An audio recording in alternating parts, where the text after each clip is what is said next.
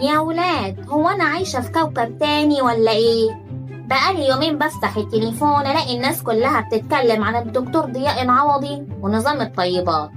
بيقولك خضار لأ، وفراخ لأ، وبصل لأ، وتوم لأ. أمال إحنا هنطبخ إيه؟ هوا؟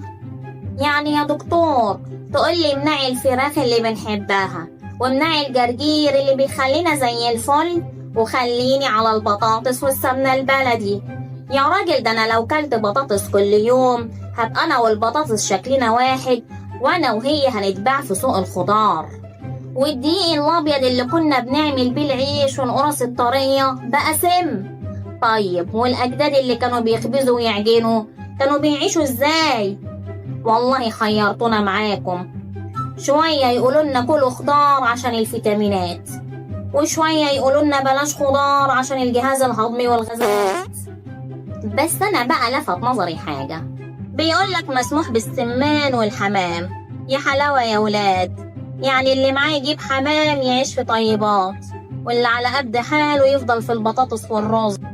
ده احنا لو مشينا على النظام ده مش هتبقى عمارة، دي هتبقى مزرعة حمام. ايه في حاجة؟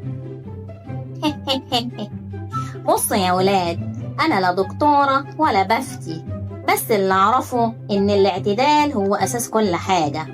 النظام ده أثار جدل كبير، والدكاترة التانيين قلبين الدنيا.